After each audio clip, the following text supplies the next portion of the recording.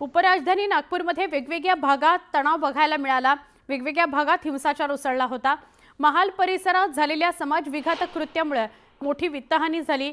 महाल नंतर हंसापुरा या भागातही मोठ्या प्रमाणात दगडफेक झाली, त्यामुळे नुकसान झालं। गाड्यांची जाळपोळ करण्यात आली। हंसापुरामध्ये सुद्धा जाळपोळीच्या घटनेमुळे अनेकांचं मोठं नुकसान झालं आहे। कशा प्रकारे हंसापुरा भागात हिंसा झाली होती, आज काय स्थिती आहे ते बघा।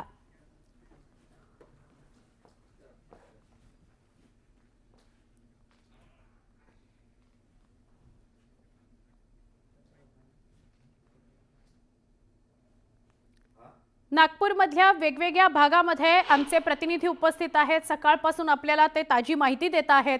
सगळ्यात आधी लक्ष्मण घाटोळ नागपुरातल्या परिसरात आहेत। सकाळपासून ते तिथून माहिती देत आहेत। ऋषभ आपले प्रतिनिधी सुद्धा आहेत। ऋषभ सुद्धा आपल्याला वेगवेगळ्या लोकांच्या प्रतिक्रिया पोहोचवत आहेत आणि आपल्याबरोबर नरेंद्र मते सुद्धा आहेत। सगळ्यात आधी लक्ष्मण, मी आपल्याकडे येणार आहे। लक्ष्मण, जेव्हा ही सगळी घटना आपण बातम्यांमध्ये बघितली असेल आणि तिथं सकाळी पोहोचलात, त्यावेळेला आपल्या मनात काय प्रश्न निर्माण झाले? आपल्या समोरचं दृश्य आणि चित्र काय होतं लक्ष्मण?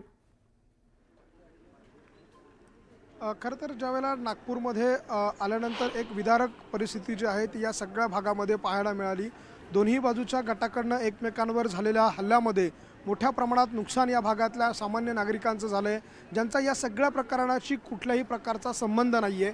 ते केवळ या भागामध्ये राहतात, तेवढाच काय त्यांचा तो दोष, आणि म्हणून त्यांना अशा पद्धतीची आणि अशी वेळ जी आहे ती या लोकांवर आली। कुणाच्या गाड्या जाळल्या गेल्या, कुणाचे घरं तोडले गेले, कुणाच्या घरांचे दरवाजे तोडले गेले, तर काही भागातले हॉस्पिटल आणि क्लिनिक देखील तोडफोड करण्यात आली। इतकी भयावह परिस्थिती नागपूरच्या या वेगवेगळ्या भागामध्ये पाहायला मिळाली। सुवर्ण, मी आता हंसापुरा भागामध्ये आहे। या भागामध्ये विशेषतः मुस्लिम आणि हिंदू हे दोन्ही धर्मीय जे आहेत ते मोठ्या प्रमाणात राहतात।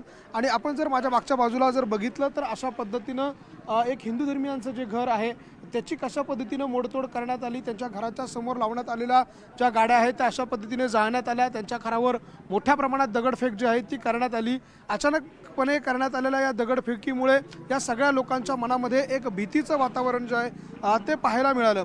आणि या सगळ्यामध्ये आणखी धक्कादायक म्हणजे या घरामध्ये असलेल्या महिला असतील, त्यांच्यामध्ये अद्यापही जी भीती आहे ती कायम आहे। याचं कारण आहे की त्यांच्या घरावर ज्या वेळेला हल्ला होत होता ते घरात लपलेले होते, दगड मारली जात होती, घराच्या बाहेर आगीचे लोट होते, आणि अशा सगळ्या परिस्थितीमध्ये या सगळ्या महिला घरामध्ये दबा धरून बसलेल्या होत्या, घाबरलेल्या होत्या, भेदरलेल्या होत्या।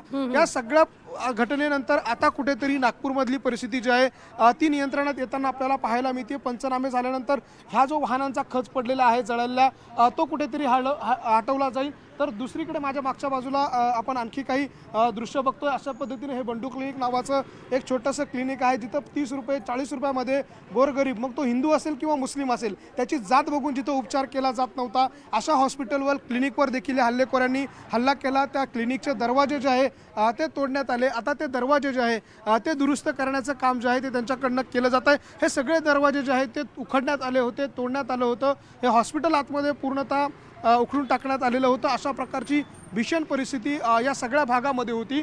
आणि अगदी हा सगळा काहीसा हे जे 8-10 घर आहे हे हिंदू बहुल भाग आहे, आणि समोरच्या बाजूला जो आहे तो मुस्लिम बहुल भाग आहे। आणि दोन्ही बाजूला मुस्लिम बहुल भागामध्ये हा काहीसा छोटासा एरिया हिंदी बहुल भागाचा आहे। आणि त्यामुळे हे सगळे जे आहे ते खरं तर दररोज त्यांचे दैनंदिन व्यवहार एकमेकांशी असतात। मात्र कालच्या दंगलीमध्ये त्यांना काही कळालंच नाही